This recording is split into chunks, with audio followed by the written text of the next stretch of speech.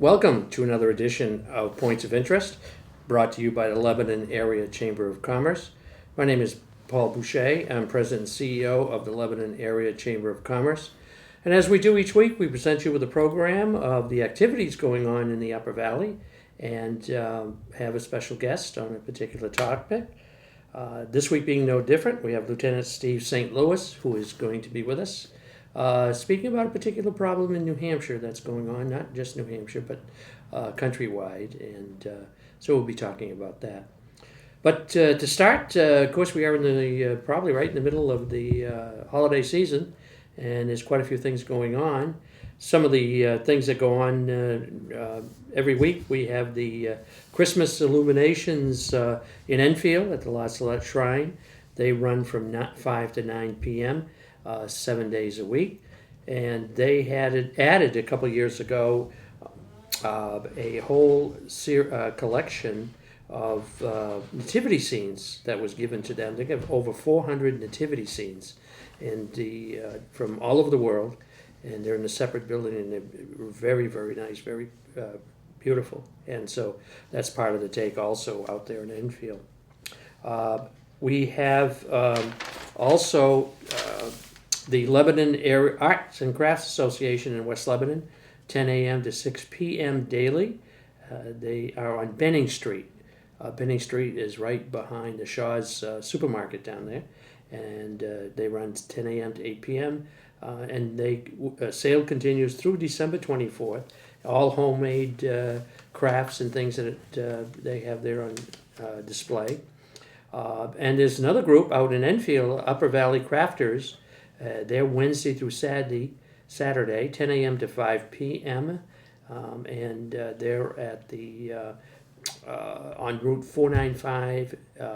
Route 4 in Enfield, and that's Mascoma Ceramics and Crafts that are out there. We have playing all week long over in White River. We have Mary Poppins at the Barrett Center for the Arts. That's the brand new center that was built at the old Miller Auto site. It's a beautiful venue if you have not been, and they run all week long, 7:30 p.m. performances there. Over in West Lebanon, we got Coffee and Cocoa Club. It's at the Campion Rink. This is on Thursday. Learn to skate and improve your skills from instructors. All ages are welcome. You may call 643-1222 for further details. We have in Ava Gallery, the Mudroom, it's called. This is Thursday from 6:30 p.m. Stories with the theme are told live by Upper Valley residents. The admission is only $5, and you can call 448-3117 for further details on that. It's called the Mudroom at Ava Gallery. Over in West Lebanon, also on Thursday, is One Starry Night Festival in West Leb. This is at the Wellspring Worship Center. Events include music, children's activities, and free family holiday photographs. 6 to 9 p.m. They are located at 407 North Main Street in West Lebanon. In addition to that, this past Saturday, the Parks and Recreation Department of the City of Lebanon did all decorating of the downtown green here in Coburn Park, and did a beautiful job. And the local families and kids helped out. And so if you come through at night, you see all the lights and the illuminations there, and it's very, very nice. And they did a great job. We have on Saturday, Christmas Traditions Dinner in Plainfield. That's by the Plainfield Volunteer Fire Department, and that's on Route 12A. Includes turkey ham and lasagna and French meat pies. That's my favorite right there. And eggnog, and that's by the Plainfield Volunteer Fire Department. Also in Plainfield on Saturday is Attic Shop. It's at the Blow Me Down Grange. That's on Route 12A. That includes crafts, antiques, books, artworks, and furniture. So those are some of the activities that are going on in the Upper Valley this week, and we'll talk about those more as we get along toward the holiday season. So we welcome Steve St. Louis, Lieutenant from the Lebanon Police Department. Welcome. Thank you. A little about your background, when you come into police work, and I started law enforcement career in 1993 in the town of Hartford, Vermont. I worked there for about 5 years before I came over here to Lebanon. I've been here in Lebanon for just about 18 years now. I worked my way up through the ranks, started as a patrol officer, up to supervisor to sergeant, and now I'm the lieutenant in charge of the detective division. oh, great. Live here locally, and Yeah. education to get to where you are is. Well, actually, I started out in the fire service. I have a degree Oh. in fire science, actually, from the New Hampshire Tech College, which is not uncommon. Most commonly, people go from law enforcement to firefighting, but I went from firefighting to law Really? enforcement. Okay, interesting. Yeah, and so no associates or anything in the police area. Nope, Mostly OJT, as we called it. Correct. Not in the Yep. job training. Yeah, that's interesting. Topic today is, and I'm sure everyone has read about it, seen it on TV and all. Is this drug epidemic that is really grabbing the whole country? And I thought I'd have Steve talk about a little bit about that. Local impact and things of that nature. Do you see it as much a epidemic here in the Upper Valley as the rest of the state that we? It's not as predominantly here in the Upper Valley as it is in, say, Manchester or Nashua, and obviously the higher populated areas, there's going to be a lot more problems in those areas, just due to population. But even with our smaller size, we do have a pretty significant, in my opinion, problem with heroin and other opiate type drugs and abuse. How is it? This is one thing that confounds me. I mean, what can we do about it? I mean, you can't throw money at it. I mean, It's a very difficult battle to fight.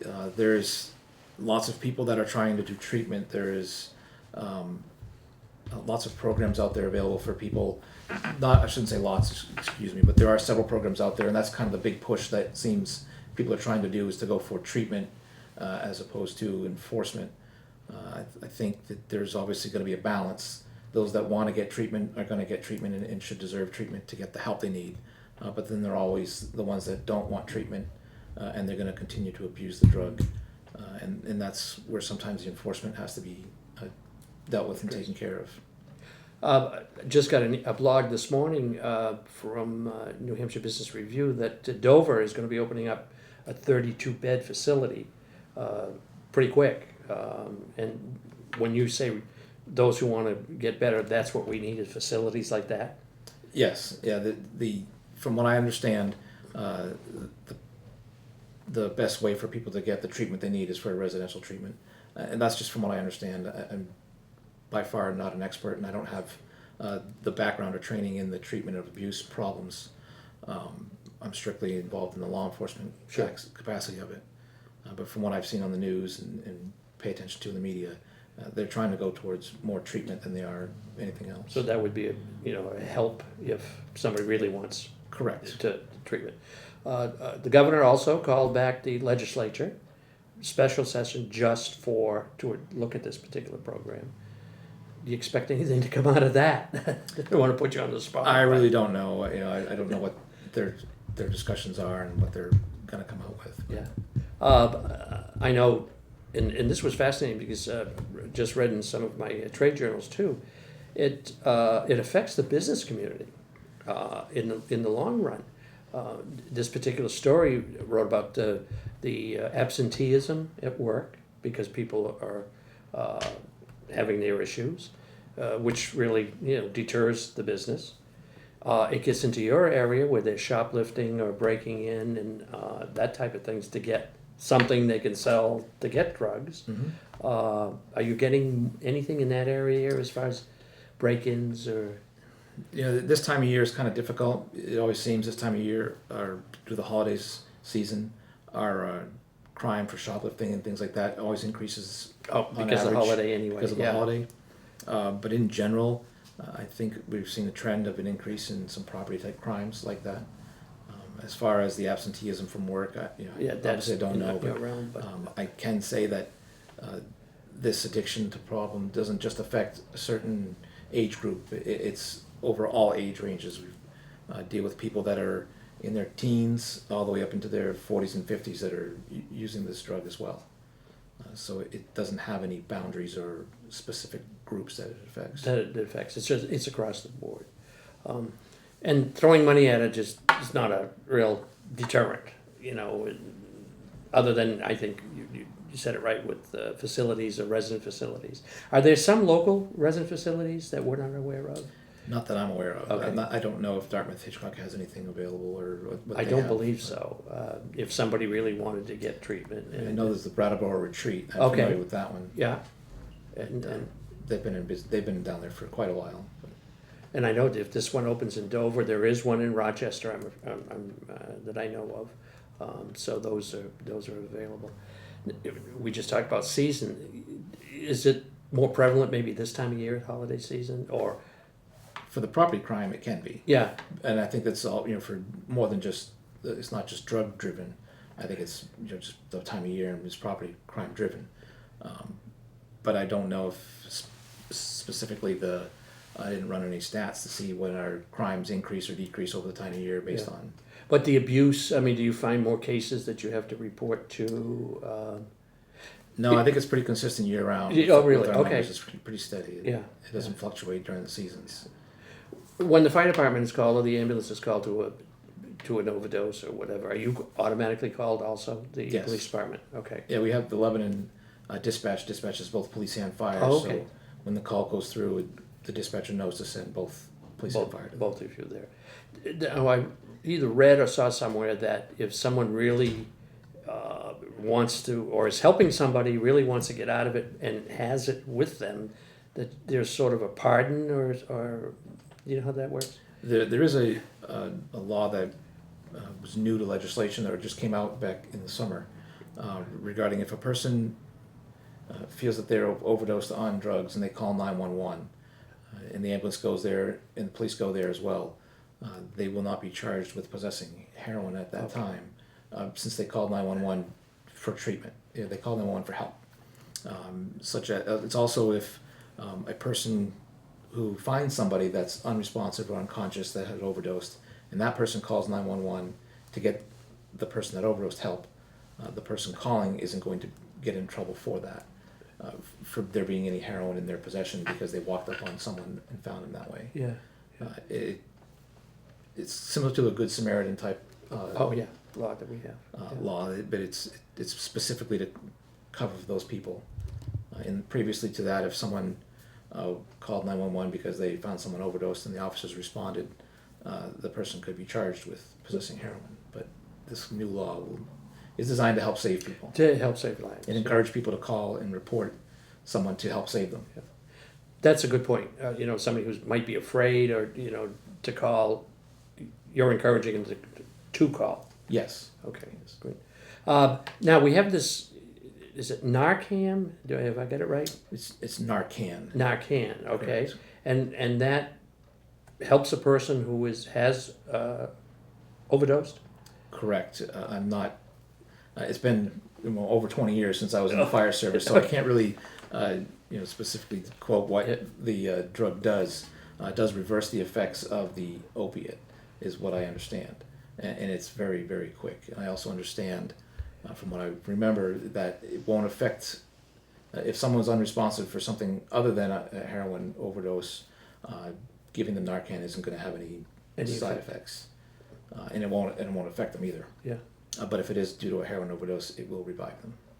Now, we have a treatment facility in West Lebanon for those who are trying to work off a particular drug, and I'm not sure if it's, what it is. It's they go in for shots, is it? Or it's located in the Staples Plaza. I know of the business you're talking about, but I really don't know what their policies are or what the specific drugs they are treating people But for. it's something that, it helps them, wean off, I guess, whatever. That's my understanding, Yeah. yes. And you speak about heroin. Does that seem to be the biggest culprit, if you will? Heroin is typically the biggest problem drug we're having in the area right now.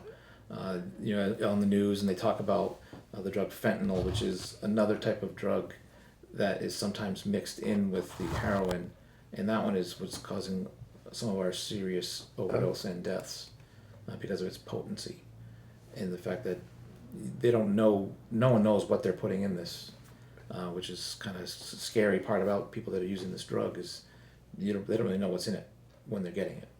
It's not like you can have a guarantee and return it if you don't like it. It's the way it Sounds is. like taking an aspirin, your headache will go away. Right. It's worse than that. Yeah. Correct. Could be.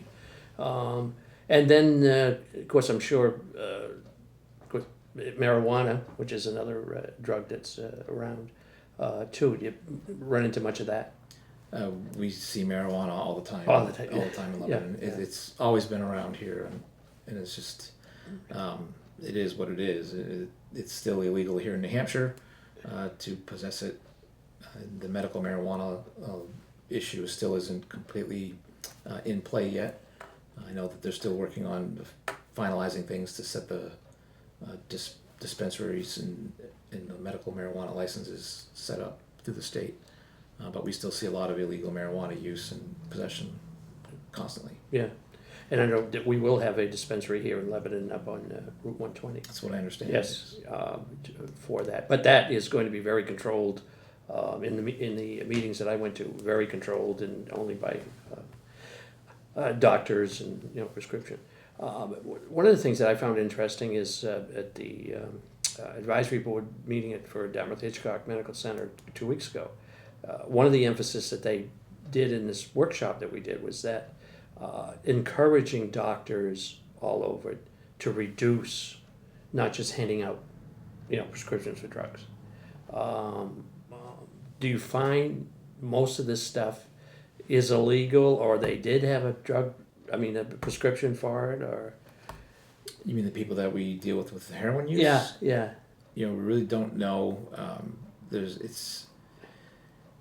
When we talk to, sometimes when we talk to people that we arrest or deal with possessing heroin, sometimes they'll talk with us and tell us their story, and other times they don't, and they don't want to. Yeah. So it's hard really to tell accurately if they had a prescription before they moved a legal prescribed medication before they moved on to something illegal.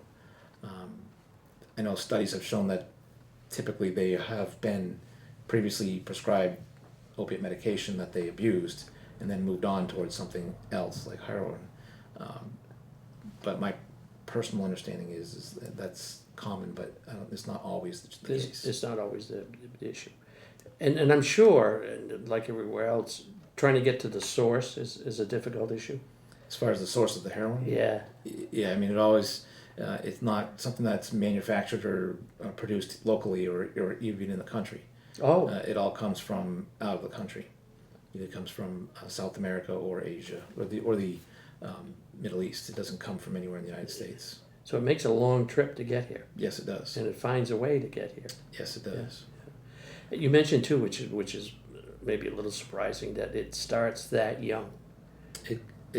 We have dealt with kids as young as juveniles under the age of 18 that are using in heroin, all the way up to people in their middle-aged 50s and that old on it too. So it's a very difficult situation, and I'm hoping maybe something will come out with everybody working together, with maybe the legislature coming out with something, and here working with people who do want to get better to go to a facility or a treatment center, and then working, I think, with the hospitals or not just hospitals but doctors, to reduce what they do for prescription, the right prescriptions.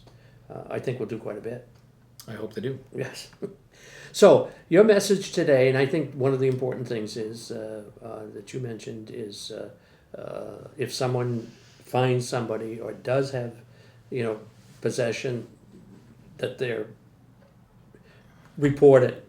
If they find someone that has overdosed or feels that someone did overdose, or they themselves felt that they also overdosed and they need to cry for help and call 911, they should do so. And not worry about being charged or arrested for possessing it if there's a medical emergency involved. I mean, how can you detect a sign? Can you, I'm sure you much, not having any experience with it, someone who is addicted, is there, everybody is I different? think everybody's different, Yeah. and it affects people on a different level as well. And there's also different levels of addiction. From what I understand, that even using heroin one time, there's going to be some sort of addiction, meaning that they'll go through some sort of withdrawal when they don't use it. But depending on how bad their habit is and how much they use on a daily basis, will obviously have the higher level they use, the more indicators there will be, and their behavior will be drastically changed from what their normal behavior was. So it's pretty difficult to tell who is a user and who's And not. who's not, yeah. Sometimes it can be. And if they're addicted, they use it often. It's not like a thing that There are some people that will use every single day, Yeah. or multiple times a day. multiple times, that's where it's going, yeah, And there'll be others that don't, yeah. Depending on the person. depending on the person and depending on how long they've been using and Yeah. what their habit is. Unfortunately, it's relatively inexpensive compared to other things. Some people will abuse prescription medication, and that tends to be more expensive to buy than it is to buy heroin. Heroin is really, at one point, you always thought that was the highest, costing drug that you could get. It may have been at Yeah, one point, but now but it's- now the supply is pretty high, and especially in southern parts of the state or even into Massachusetts, it's readily available and much cheaper down there, and they bring it up here. Because up here it's more expensive to buy because it's not as readily available. Because of the distance and all. I'm not gonna ask you if you think you've got sources coming up, where you think it might be coming up from, so I won't ask that question. So Steve, we thank you very much for being with us Thank you. and, informing us of the issue and particularly with, what you can do and to help in that situation. So thank you. I hope it's been very helpful. So that's another edition of Points of Interest, brought to you by the Lebanon Area Chamber of Commerce. And we're back next week with another program. Until then.